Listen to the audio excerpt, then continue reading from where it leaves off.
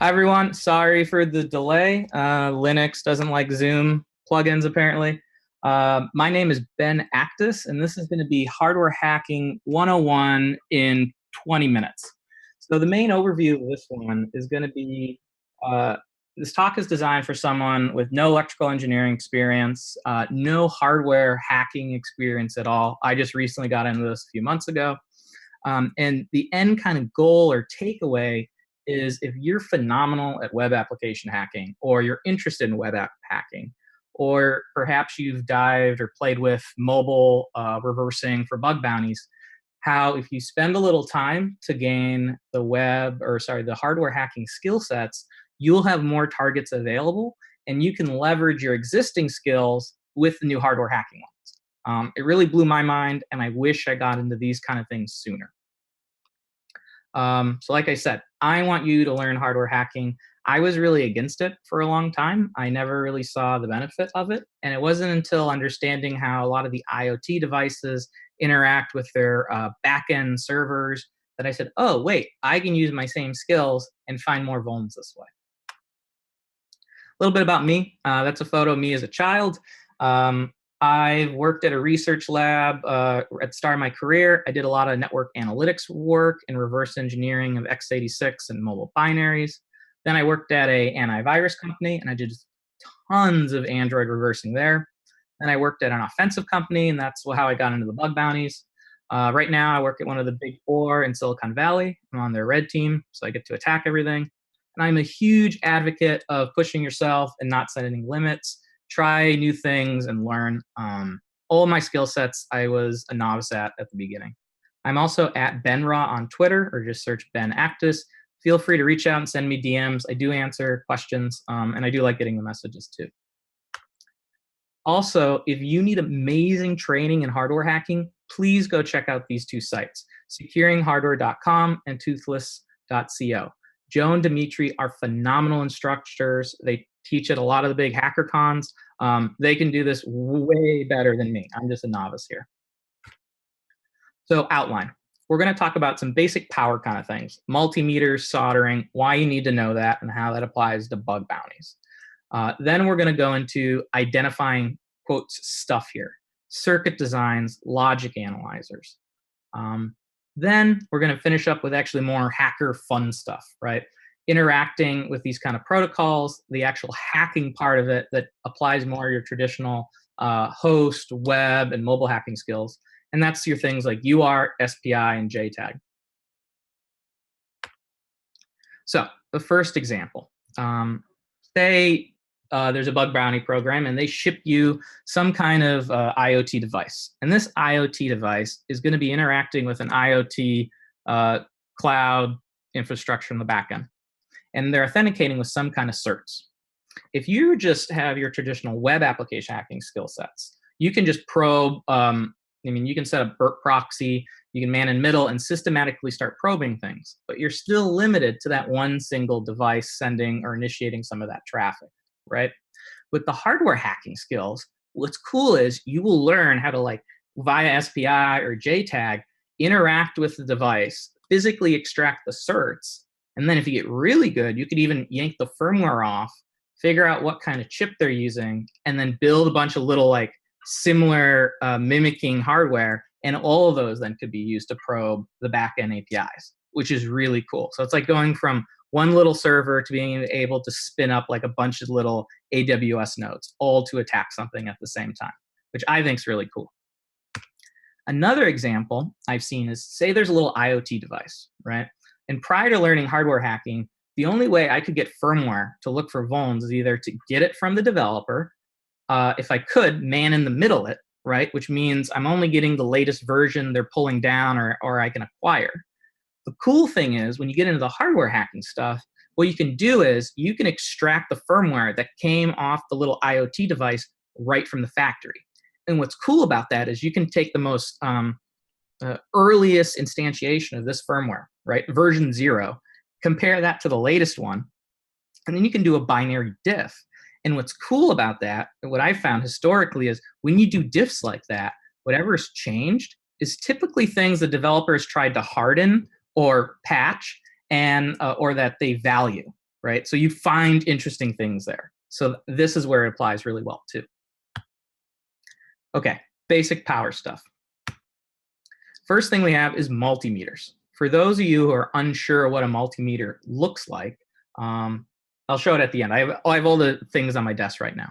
Essentially, it's used for finding ground. This serves a purpose. One, for safety. You don't want to hurt yourself if you're dealing with a lot of voltages or power. Also, you don't want to damage your equipment, right? If you're doing a bug bounty and they send you an IoT device, it's really embarrassing to say, sorry, I fried it because I mixed up 2 wires or 2 connections, right? So here's something. I was sent a mystery device, we'll say here, and it basically used a lot of power. And that made me a little apprehensive. I'm a delicate being. I didn't want to be probing things at the kind of voltages that goes into a wall outlet. But on the right is the actual logic behind this thing. This is the actual IoT that contains the vulnerabilities, right? And what you can see here is in the, where is it? I'll show, oh yeah, right to, let's see, can I show my little thing here? Right where my mouse is, this thing, this kind of dark gray with these 6 prongs, that's where the wall connection comes in. So if I can figure out ground here and which one's getting power, I can make a tiny, safer power supply that's like 5 volts, and I can test everything and do my vuln hunting much safer. So here's a video of me actually doing this. This is the first time. I just came out of a hardware hacking class, like 1 day's worth of training. Ben Actis, hardware hacking attempt 01, filming this in case I start a fire, override fry this, or zap myself. Safety, fire extinguisher is here. Okay. Okay. All I got to do is find the correct voltage for this little thing here. IoT device goes on to this. Once I know the correct voltage, I can use a lab power supply, a test bench to power this without the scary wall outlet. Okay, so what I'm going to do is, I don't know which one's ground, so I have a fun little multimeter here. I'm going to basically go through all 36 combinations.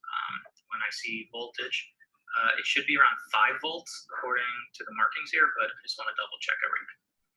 So plug it in, touch every, or pick one for ground, go through the other 5. It doesn't work, enumerate through the rest. Only real cause of concern is if I somehow touch the 2 prongs, probably will short it. So yeah, we'll find out. Okay, so step 1, plug this thing in. And I have surge protectors, so hopefully not everything dies.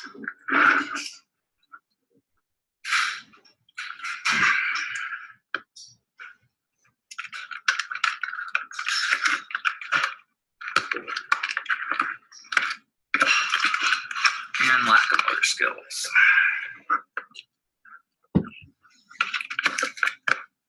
Okay, plugged in. Hopefully you guys can see everything. So, multimeter. So we'll assume ground is top left. I'll just go through everything. Okay, here has nothing.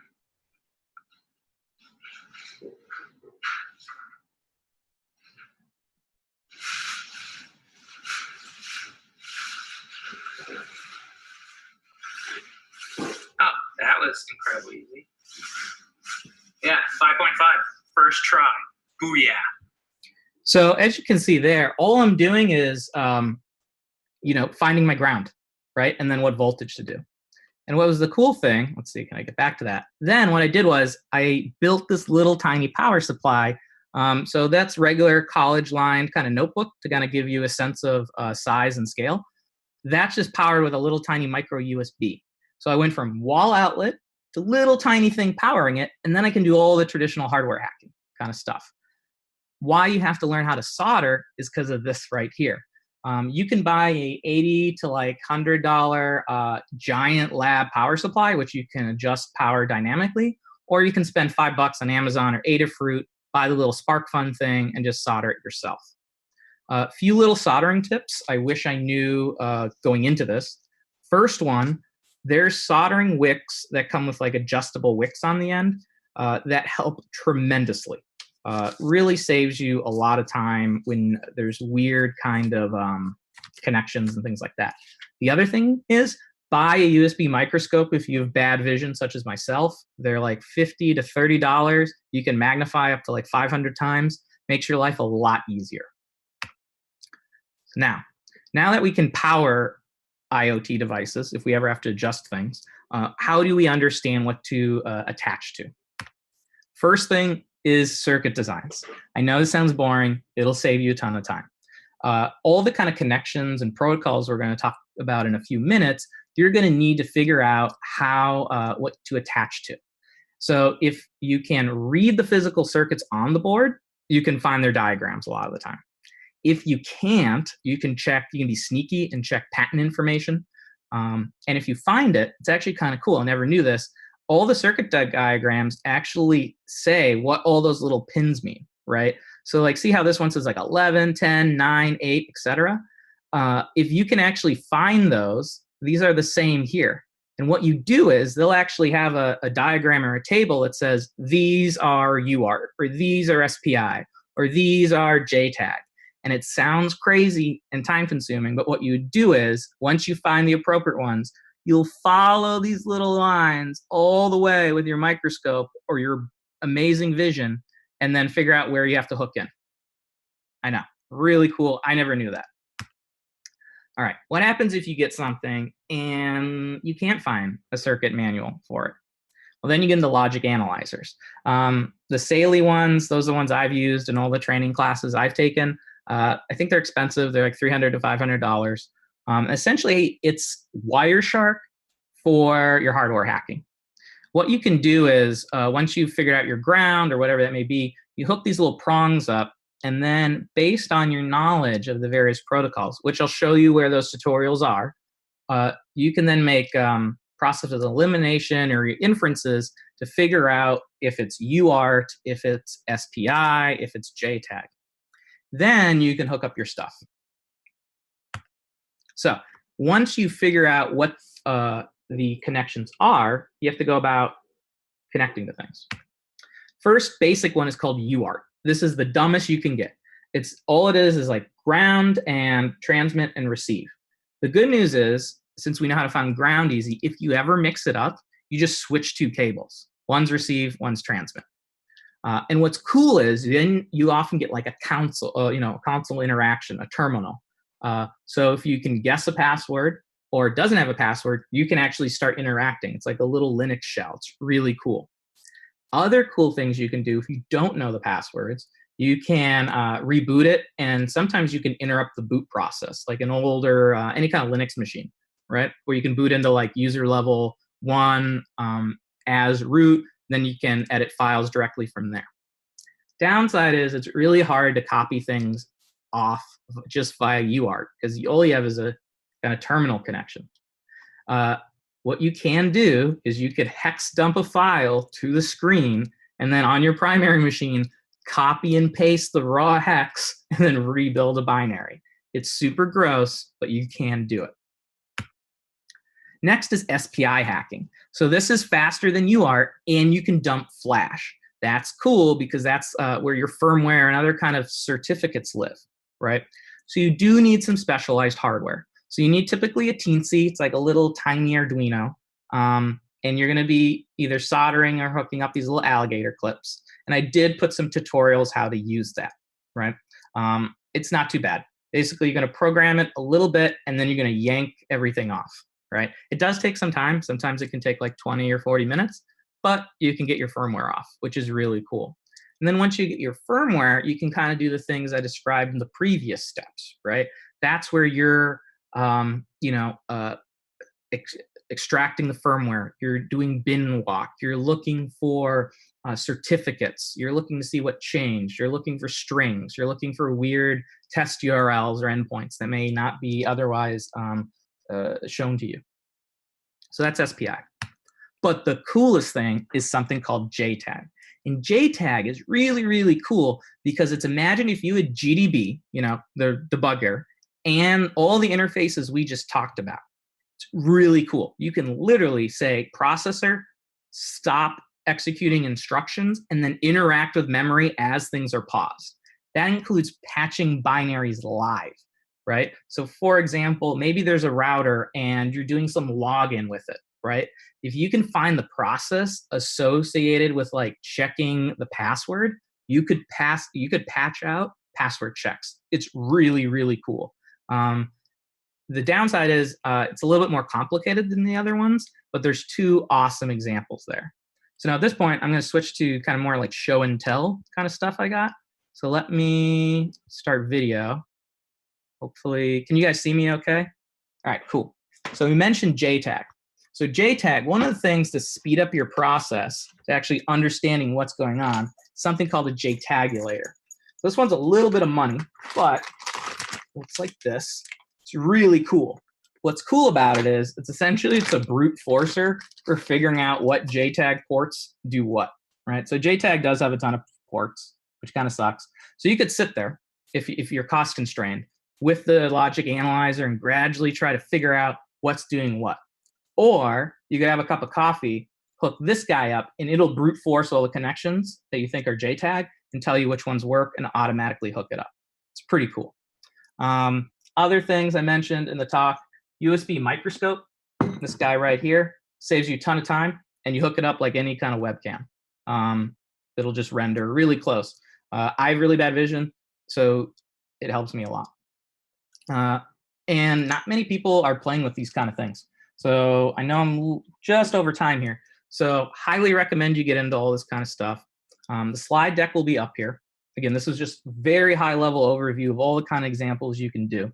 There's tons of tutorials online and training. And I highly recommend you look at this because if you're really good at web or you're good at mobile, there is so many additional things you can find from here. You might find new endpoints. You might find the first implementation of their API in firmware somewhere, right?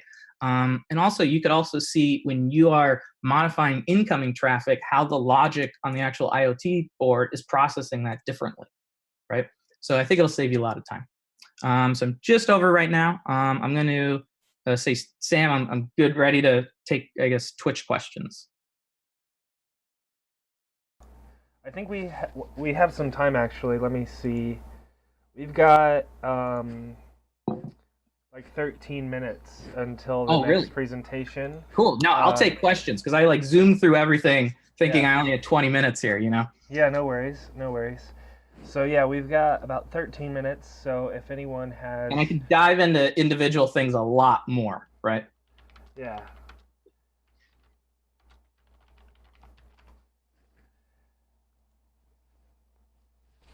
Cool. Do you have any in the Twitch one? Yeah, that's what I'm looking at. Cool. I'm just waiting for people to see if they've got any questions. And getting started with all this stuff, you can start kind of small, right? Like you don't need the JTAGulator. You probably just need a multimeter, some of the cables. If you went all out, starting cost about $1,000.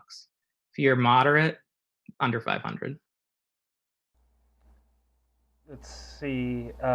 So someone asked if you're going to share your slides. I think you will, right? Absolutely. Yep. Mm-hmm. Yeah, I have all the links, and I have a lot more tutorials in there. I can throw in there too. And if you want, I can show you where I bought this stuff.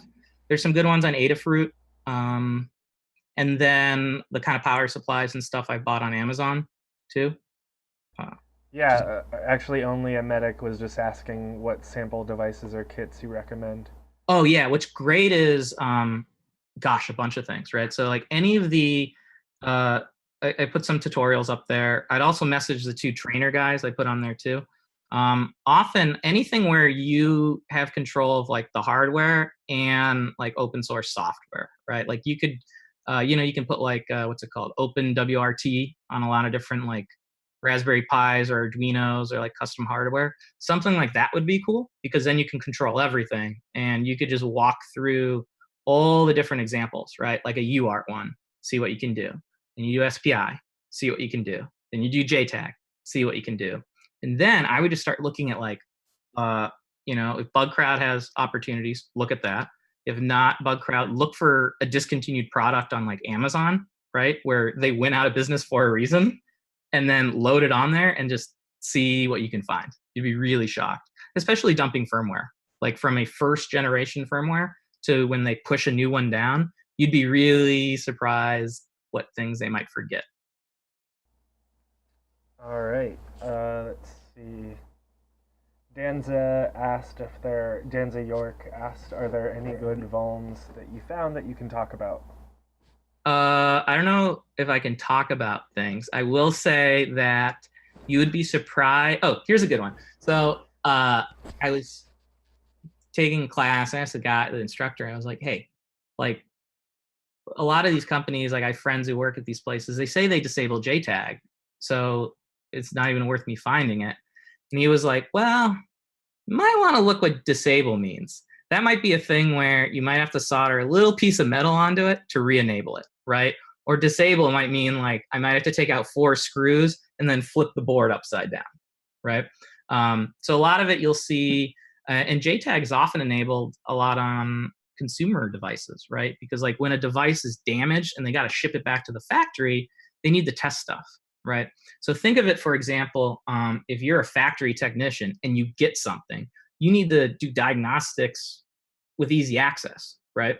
So having said that, if you have a device and you don't know what something means, but if you take 1 screw and like 8 pins are easily accessible, probably has something to do with a diagnostic, right? So that's why I would then check those for your, on the logic analyzer, for JTAG, SPI, UART, etc. Right? I'm trying to think of other good ones. Those are the interesting things that I found that came to mind. What would you say is the like rough typical amount of money someone should expect to spend to just kind of get started? Like, say I just watched this. Yeah. And I'm like, so the logic analyzer is going to be the most money, right? So there's like weird, sketchy knockoffs, but the downside is if you're learning and you get like a crappy, sketchy knockoff, that might throw off your results, right? So like you could be doing everything right, but then you're getting wrong readings, which would be really frustrating. So the logic analyzer is probably going to be your biggest investment, right? The cost there. The other thing you could see if there's like a hacker meetup or one of those, hacker labs near you. I'm sure they have these things already, or any kind of electrical engineering community college or something like that surely has these things. So you could hopefully, use them to get started. But yeah, the logic analyzer is going to be your probably most expensive initial purchase. Everything else is $10 here, $20 there. Nice. Let's see if anyone else.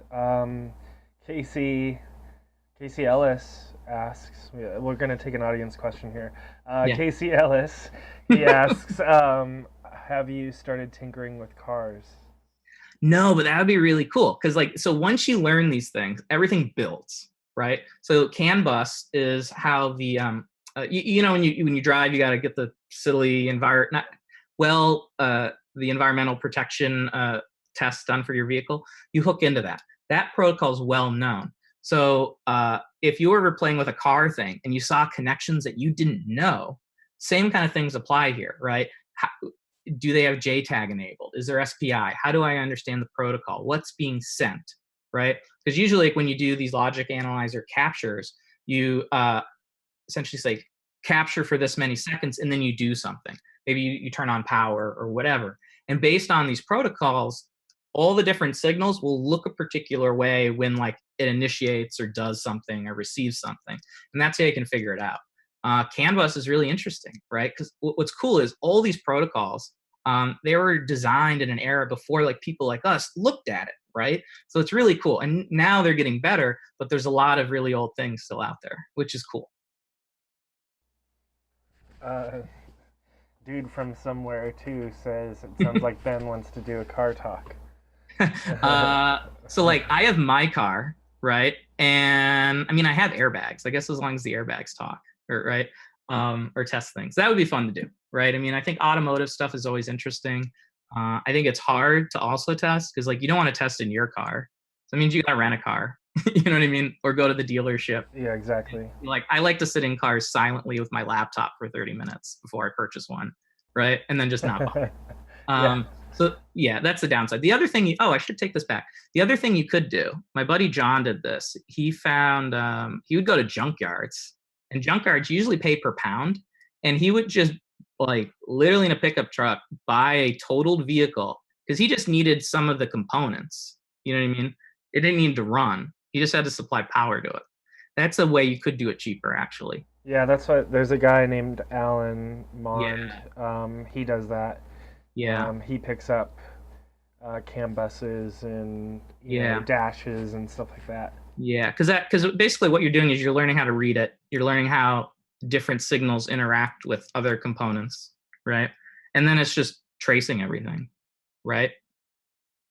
Yeah, totally. Yeah, Casey shared the link. He actually, Alan gave a talk last year at LevelUp about car hacking, and his website is carloop.io.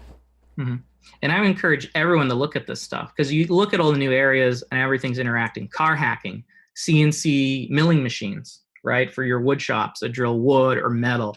All these things interact on these older interfaces, right? And if you learn these skills, you can analyze and play with all of this. Let's see. Well, we'll see if there's any more questions.